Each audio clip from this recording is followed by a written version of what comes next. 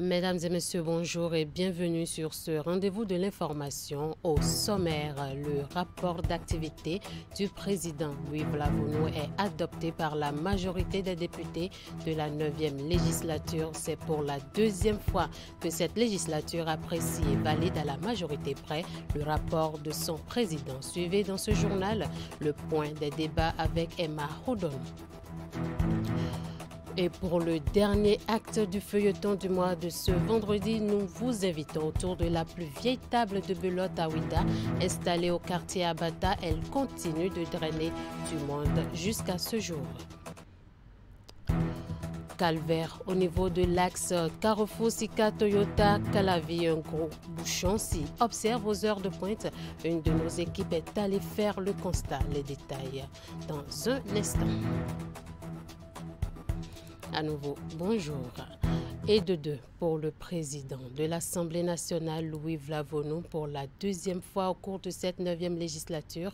Il a soumis son rapport d'activité à l'appréciation de ses collègues députés qui ont, dans leur grande majorité, voté pour l'adoption du document. Le point des débats qui a entouré ce vote de deuxième rapport d'activité du président Louis Vlavonu avec Emma Rodon. Ce deuxième rapport d'activité du président de l'Assemblée nationale pour le compte de cette 9e législature couvre la période du 1er avril au 30 septembre 2023. Activités législatives, contrôle de l'action gouvernementale, gestion de l'administration, coopération et relations extérieures. Louis Vlavonu a présenté ce rapport dans les moindres détails à ses collègues pour satisfaire le souci de transparence qu'il a toujours caractérisé. Entre le 1er avril et le 30 septembre 2023, l'Assemblée nationale a examiné et adopté en seconde délibération la loi 2022-36 portant gestion des produits chimiques et de leurs déchets en République du Bénin. Il est à noter que plusieurs autres projets et propositions de loi ont été étudiés en commission au cours de l'intersession. Et les rapports correspondants seront examinés au cours de la session ordinaire actuelle. Pendant la période de référence, l'Assemblée nationale a enregistré 17 questions orales adressées au gouvernement. Au cours de la même période, 10 questions d'actualité ont été enregistrées, dont 3 ont été examinées. Il y a lieu de reconnaître que les activités de début de législature ont occupé une part substantielle de notre temps. Notre législature étant une législature de transition avec une durée de vie un peu plus courte que d'ordinaire, nous devons d'appuyer un peu plus fort sur l'accélérateur en vue de l'atteinte des meilleurs résultats. Soumis à l'appréciation des députés, ce rapport est diversement apprécié. Les 28 députés du Parti Les Démocrates, parti d'opposition, ont d'emblée annoncé leur décision de voter contre l'adoption du rapport en raison d'un certain nombre de griefs. Mon groupe parlementaire a fait l'option de ne pas voter les tests les yeux fermés. Monsieur le Président, il nous est impossible de voter ce rapport parce que nous n'avons pas pu le lire. On ne peut pas opiner là-dessus, parce que c'est ce matin seulement. Hier, pour certains, c'est hier à 22 heures qu'on nous a appelés pour dire que les rapports sont dans les casiers. Mais ça prouve qu'il y a quelque chose qu'on veut bien nous cacher dans le rapport. Nous n'avons pas lu le rapport, Monsieur le Président. Et si qu'il plaise à votre autorité, que prochainement ça se fasse autrement. Moi, j'ai reçu le coup de fil hier à 22 heures et quelques. Je crois que cela ne témoigne pas d'un respect mutuel envers toute la communauté parlementaire. Je voudrais le souligner. Et on a eu 35 affectations de dossiers et on n'a voté qu'une demi-loi.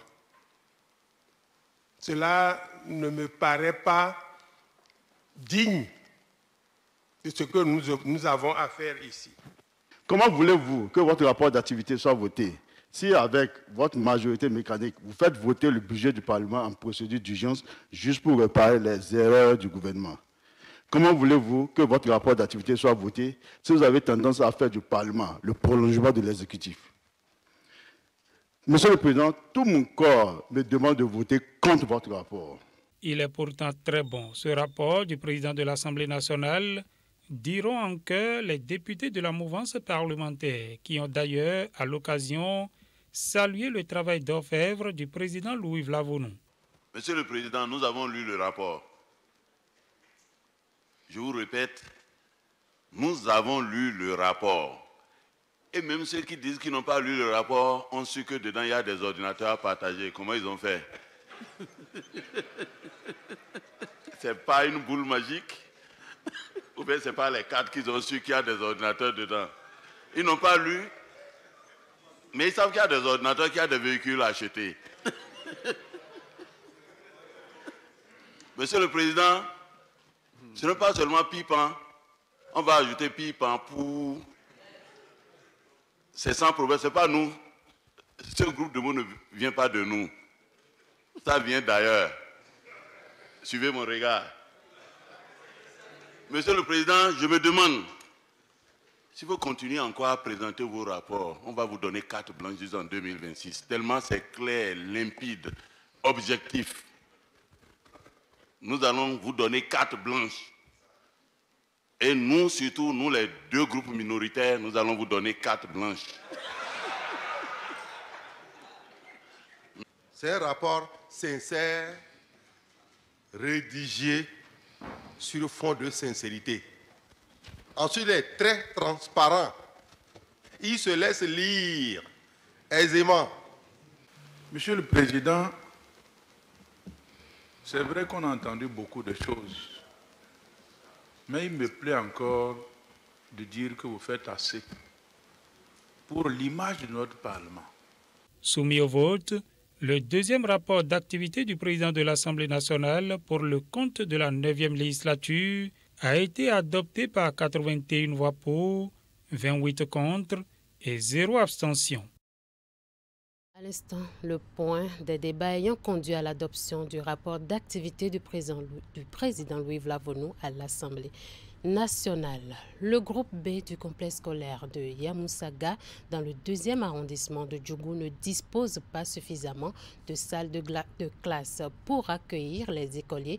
Il a érigé des hangars qui servent depuis plus de 4 ans déjà de salles de classe aux apprenants des classes de CE1, CE2 et CM1. Dans ce reportage de Alassane Arouna et Abdoussabi Idrissou, nous vous invitons à découvrir l'état physique de ces hangars branlants et les conditions dans lesquelles les cours sont dispensés aux écoliers.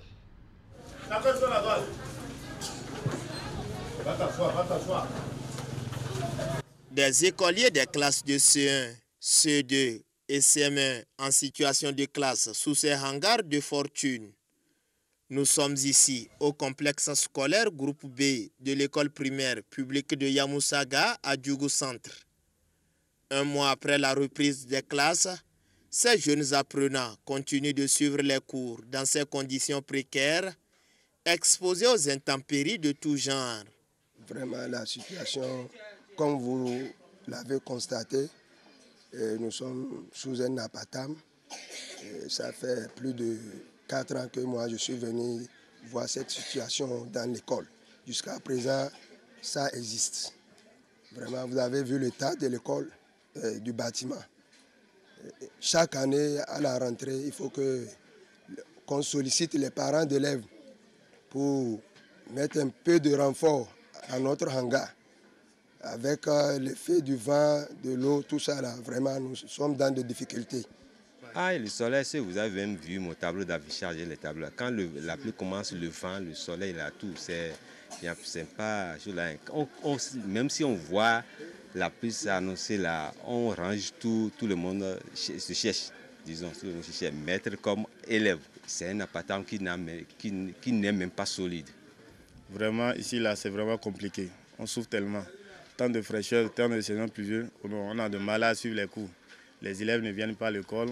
Il n'y a pas de place. Quand il y a la pluie, on laisse notre classe pour aller dans une autre classe parce qu'on ne veut pas que la pluie nous frappe. À l'état physique de ce cadre inapproprié à l'apprentissage, s'ajoute le manque de meubles et de matériel didactique. Et dans ces salles de classe déjà vétustes, on enregistre des effectifs pléthoriques. Vraiment, vous voyez, nous sommes assis, les tables sont insuffisantes. Par table, on est 5. C'est pas du tout bien.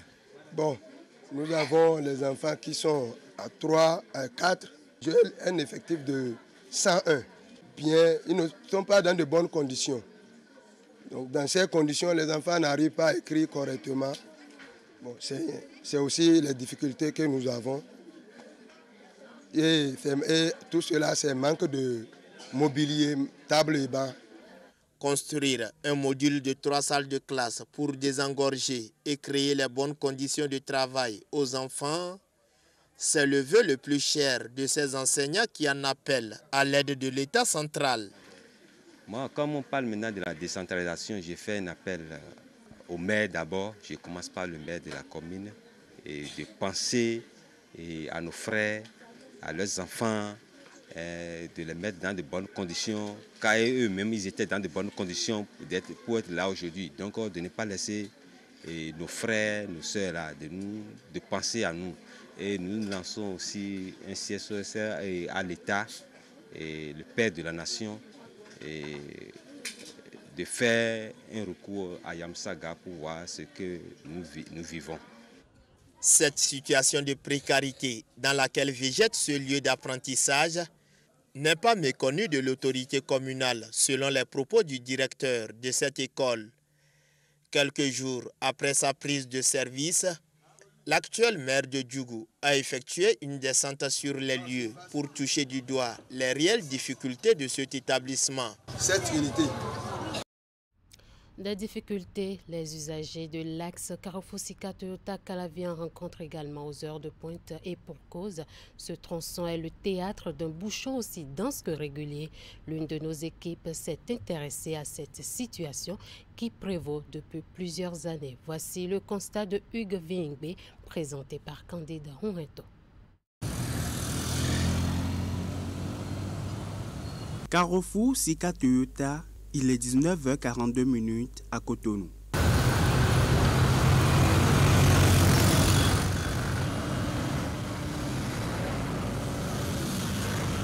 Le trafic supporté par cette intersection ce soir est tellement important que bien que les feux tricolores soient au vert, motocyclistes et conducteurs de véhicules sont contraints de faire un arrêt.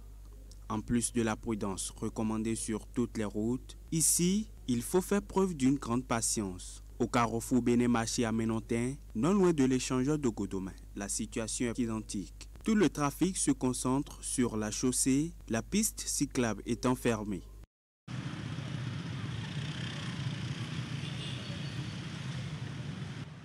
C'est aux heures de pointe que ça se constate. Ça ne se constate pas à tout moment. En fait, quand il y a un embouteillage, tu perds beaucoup de temps. Tu perds aussi plus de carburant. Et la fatigue te gagne davantage. On est trop coincé, il y a trop de motos. Donc circuler ici, c'est difficile. Ça fait que vous allez voir que des gens ne se prennent pas la chaussée pour réserver pour les motos, pour les véhicules. Voilà. Moi, personnellement, que quand le fait d'aller plus rapidement comme avant, maintenant, on ne peut pas aller, mais c'est difficile pour aller. Aller maintenant, il faut aller mollo, pas trop de bruit, pas trop de conduire comme l'avant, on va tout doucement maintenant. Cet embouteillage monstrueux s'observe sur tout le tronçon Carrefour Sika Toyota Calavi, notamment en fin de journée à partir de 18h30. Pour certains, c'est la conséquence des divers travaux d'aménagement routier en cours.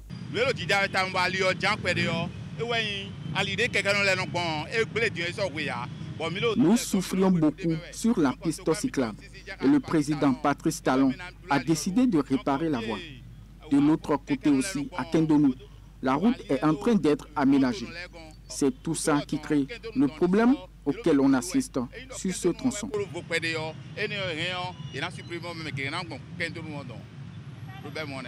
En attendant la fin de ces travaux, pour certains dans 6 mois, le calvaire des usagers du tronçon Carrefour-Sikato-Takalavi se poursuit, même si la circulation est régulée par des agents de la police républicaine.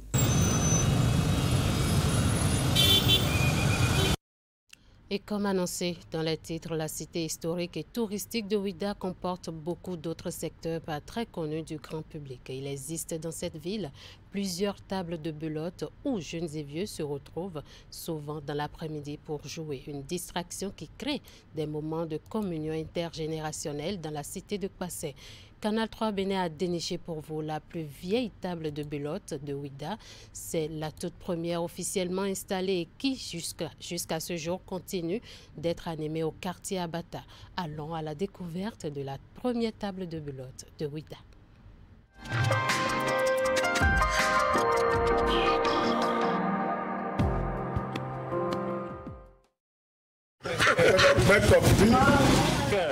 Voici la plus vieille table de belote de la ville de Ouidah.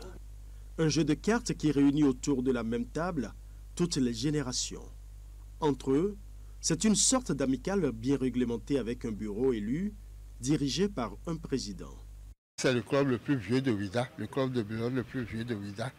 Il est constitué de toutes sortes de personnes, aussi bien les vieux, les jeunes, en tout cas, toute une kyrielle de personnes. Vous verrez des retraités, des agents de l'État retraités, vous verrez des ouvriers qui, à leur temps perdu, viennent se distraire ici. Vous verrez des élèves, mais nous n'acceptons les élèves que pendant les vacances. Voilà. Donc, c'est le club le plus vieux et il est reconnu comme tel dans tout Ouidah. Pour ces hommes, se retrouver chaque soir autour de la table de belote dénote avant tout d'une passion qui remonte à plus de 40 ans chez certains. C'est la toute première table de belote officiellement installée dans la ville de Ouidah. Aujourd'hui, ils sont à la fois des aînés, des amis et des guides pour la jeune génération. Moi, personnellement, j'ai commencé depuis 1982. Je suis sur cette table-là depuis 1982. Je n'étais pas le président. Nous avons malheureusement perdu notre président il y a 4 ans environ. J'étais son censeur. Les gens ont trouvé quand même que je peux jouer le rôle de président. Et c'est pour ça qu'ils m'ont élu. S'il y a des compétitions de quelque ordre que ce soit, ce club est toujours invité. Et par moment, lorsque nous voyons que c'est des clubs de trop jeunes, nous nous mettons à l'écart, nous participons. En donneur de conseils, en superviseur, en soi. Autour de la table, les plaisanteries et les taquineries sont admises pour maintenir la convivialité. Mais le censeur veille au respect mutuel pour que les railleries ne virent pas sur des disputes. Autour de la table, les rôles sont bien partagés et connus de tous. Autour de la table, vous avez d'abord les spectateurs, des membres de la table, mais faute de siège, ils se mettent debout et ils ne s'en offusquent pas, bien entendu. C'est volontairement que chacun vient. Donc il y a 4 joueurs, 4 joueurs potentiels qui sont là, qui jouent. Et il y a un qui est chargé de noter les résultats. Lorsque un jeu passe, le résultat, si c'est un jeu de 26, c'est-à-dire sans atout ou bien tout atout, chaque équipe donne les points qu'elle a obtenus et celui-là est chargé de noter ces points-là. Nous avons des règles, vous savez, il n'y a aucun club qui puisse vivre sans règles. Donc, bien que ce soit je ne dirais pas ramassis, un groupe hétéroclite, fait d'anciens, de jeunes, même de femmes, pourquoi pas. Et bien que ce soit ça, nous observons certaines règles quand même, les règles de bienséance. Il faut qu'il y ait le respect mutuel. Bon, nous blaguons beaucoup, mais les blagues, comme vous le savez, à des moments donnés, ont des limites. Donc lorsque quelqu'un veut extrapoler, lorsque quelqu'un veut exagérer, bon, il y a un comité qui est en place, qui le met à sa place pour dire, écoute, ça va. Donc c'est un groupe bien structuré. Il n'y a que la nuit, et puis la nuit encore, à une certaine heure, ceux qui n'ont rien à faire et qui veulent se distraire tout le temps sont là, parfois au-delà de 22 heures, ça dépend. Donc, bon, généralement les matinées, on ne se retrouve pas parce que chacun est censé évacuer à ses préoccupations. Donc déjà à partir de 15 heures, on est là et on se distrait. Il est 17 heures, les amis de la table viennent au compte-gouttes. L'animation est forte la nuit et pour tenir, une vendeuse de tisane passe souvent pour approvisionner les joueurs qui s'en délectent telle une potion magique. La table continue de s'agrandir pendant que notre équipe de tournage quitte Ouida.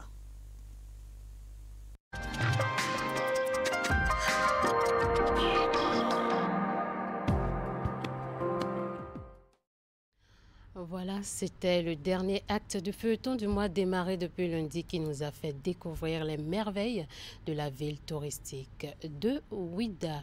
Nous poursuivons cette édition toujours dans la ville de Ouida en pleine restauration avec les nombreux projets en cours dans la commune.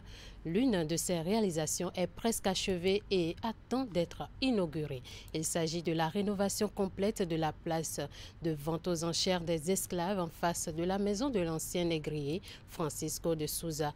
En attendant l'inauguration officielle, nous nous sommes rapprochés d'une autorité de la ville pour avoir un avant-goût. Voici le regard de ce natif de Ouida et ses observations sur les autres chantiers en cours pour restaurer la cité de Passé. Ici, nous sommes à la place aux enchères des esclaves. C'est la place où on négociait l'achat des esclaves et avant le départ, pour au-delà des mers. C'est en fait une place qui est entièrement rénovée par le gouvernement du président Talon et qui a voulu faire de Ouida toujours une ville touristique. Et c'est un site touristique par excellence ici. C'est là où on vient négocier les esclaves devant la maison de l'esclavagiste Don Francisco Félix de Souza. Donc c'est de là ils partent pour les Caraïbes, les États-Unis et autres. Là. Et Ouida, c'est la prochaine ville. Quand je dis la prochaine ville, Ouida, il y a beaucoup d'investissements colossaux à Ouida ici, bien sûr du gouvernement, surtout sur le plan du tourisme. Depuis Avlekete, ce n'est pas la liste est exhaustive, mais depuis Avlekete jusqu'à l'embouchure, c'est-à-dire en passant par, comment on appelle, Casa del Papa, jusque là-bas. Et à l'intérieur de la ville, il y a beaucoup de choses à Djegbadi. Ce que nous voulons, c'est que c'est vrai que ça a pris beaucoup de temps déjà. Ils ont fait les études, tout ça. Et ils sont rentrés maintenant dans la phase de la réalisation, de la concrétisation de ces projets-là. Et à ce niveau, je vais demander juste aux entrepreneurs en charge de ces travaux d'aller selon leur planning de manière à ce que Ouida sorte de cette léthargie. Rappelons que Ouida faisait partie des premières villes de l'Afrique occidentale française après Dakar. Et aujourd'hui, Ouida est dans une léthargie. Dieu merci que le gouvernement du président Talon veut sortir Ouida de cette ornière-là en mettant beaucoup de projets dans la ville. Que les entrepreneurs fassent ce qui est de leur devoir. D'abord, la qualité des travaux et également le délai raisonnable qu'ils doivent respecter par rapport à leur planning. Et nous, à notre niveau, nous évaluons ces projets, et sauf erreur de ma part, à plus de 500 milliards. Tous ces projets qui doivent se passer dans Ouida à plus de 500 milliards. Nous avons beaucoup de routes à construire, nous avons plein de choses. Il y a la densification de l'électricité, il y a la densification de l'eau, il y a beaucoup de choses qui se passent à Ouida, la sécurité, la santé, il y a plein de choses qui se passent à Ouida. Donc comme je vous ai dit, Ouida c'est la prochaine ville. L'enquête par grappe à indicateurs multiples MICS réalisée au Bénin est désormais disponible. C'est la deuxième fois que le Bénin met en œuvre ce programme international qui permet de disposer l'indicateur fiable et actualisé pour le suivi vers les objectifs du développement durable. Réalisé au cours des années 2021-2022, la dissémination au plan national des résultats de l'enquête a eu lieu ce jeudi 2 novembre 2023 au Palais des Congrès de Cotonou. Voici le reportage. Le voici. Mix Bénin 2021-2023. Il s'agit des résultats de l'enquête par grappe à indicateurs multiples consignés dans un document de 492 pages.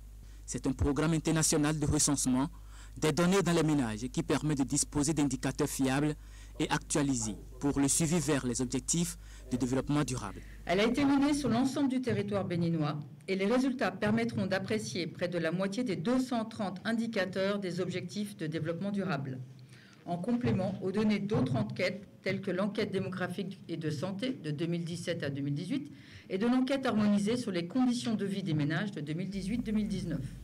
Actuellement, à l'étape de vulgarisation, les résultats de l'enquête par grappe à indicateurs multiples sont présentés aux différents acteurs. Il s'agit entre autres des partenaires techniques et financiers et les organisations non gouvernementales. Le moment est donc venu de porter à la connaissance des utilisateurs les résultats de Mix 2021-2022 afin que nous ayons une compréhension commune des différentes conclusions et des implications pour le développement de notre pays. Je voudrais quand même rappeler que ces chiffres avaient été déjà autorisés pour être utilisés depuis très longtemps. L'enquête Mix a été réalisée au Bénin pour la première fois en 2014. Et cette édition 2021-2022, qui est la deuxième, a permis de relever aussi bien les progrès réalisés dans la mise en œuvre des politiques de développement que les défis qui restent. Le mix Bénin 2021-2022 a donc permis de produire des données sur plusieurs thématiques et on peut noter entre autres la santé maternelle et de la reproduction, la santé, la nutrition et le développement de l'enfant, l'éducation et l'apprentissage, la protection contre la violence et l'exploitation et notamment les violences domestiques, la vie dans un environnement sûr et propre, la question d'équité. Mesdames et messieurs, permettez-moi de saluer ici les progrès réalisés par le Bénin sur plusieurs indicateurs où l'on constate de façon globale une amélioration entre 2014 et 2021-2022. L'enquête Mix a été réalisée dans le cadre de la coopération entre l'UNICEF et le gouvernement du Bénin. Elle est également soutenue par plusieurs autres partenaires. Sa réalisation est conduite par l'Institut national de la statistique et de la démographie. Une note sportive. Dans cette édition, le club de basket féminin de l'ASB2E, Énergique Basketball Club, a procédé le dimanche dernier à la présentation de sa nouvelle recrue, Aïchatou Kondo. Ceci pour le compte de la nouvelle saison, à l'issue de laquelle le club ambitionne de décrocher le titre du champion. La cérémonie de présentation s'est déroulée sur le parquet d'Énergie Basketball Club à Bégamin. Le compte rendu avec Candide Rouneton. Énergie Basketball Club Dames enregistre une recrue de taille pour mieux accomplir son désir de jouer les premiers rôles de la saison 2023-2024. Pour certainement un titre de champion du Bénin avec cette équipe. L'équipe des électriciennes basketteuses du Bénin nourrit de grandes ambitions pour le compte de la saison qui pointe à l'horizon. Et pour cela, tous les moyens ont été mis pour enrôler l'une des meilleures basketteuses du Bénin qui vient de finir son aventure avec Avenir de Rennes Basketball Club en France. Si on est allé chercher cette perle hors du continent africain, c'est non seulement occuper la première place, mais également commencer par faire nos armes pour la campagne africaine. Cela voudra dire simplement que Énergie cette saison ne joue pas qu'au plan national.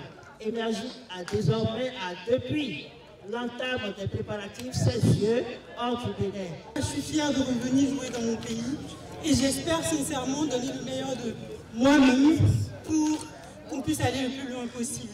Et oui, retour au bercail pour la native de Nati Tengu, Aïchatou Kondo, après plusieurs années passées dans les Agones. Loin d'être la résultante d'un échec en France, ce retour dans le championnat béninois est un choix délibéré pour l'ancienne société de la SPAC Basketball Club de Nati Tengu. C'est un choix. Je ne suis pas obligée, on ne m'a pas obligée à revenir, c'est un choix. Si je suis venue, c'est parce que j'ai pris la décision de venir. Donc ce n'est pas un échec pour moi. Je pense que c'est une expérience en plus qui est bien à vivre. Revenir jouer avec mes coéquipiers avec qui j'ai grandi, faire une saison avec eux. Et pourquoi pas peut-être repartir ou on verra. Pour moi, ce n'est pas un échec en tout cas, c'est une nouvelle aventure que je pense en tout cas bien en profiter. Après sa présentation, Aïchatou Kondo et ses nouvelles coéquipières ont livré un match d'entraînement qui a opposé l'équipe pro à celles réserves avec lesquelles elle a joué. Un match qui a permis à la nouvelle et aux anciennes joueuses d'Énergie Basketball Club de mieux se connaître. Après le match, j'ai remarqué qu'elle va nous permettre de sortir le meilleur de nous-mêmes. Parce que si elle ose le niveau, il faut qu'on ose aussi le niveau pour aller au même rythme qu'elle. Je trouve qu'il y a quand même le niveau et qu'on peut tous apporter au basket béninois ou pour les victoires dans le club. On doit prendre le temps de se connaître, d'avoir des automatismes entre nous. Et après, ça va se faire. Moi, je pense qu'il y a des trucs à faire et on fera une belle saison. Aïchatou Kondo va évoluer avec l'équipe professionnelle de la SB2E pour une saison. Elle est appelée à apporter toute son expérience à son nouveau club pour l'atteinte des objectifs fixés pour le compte de la saison 2023-2024 qui démarre le 18 novembre prochain.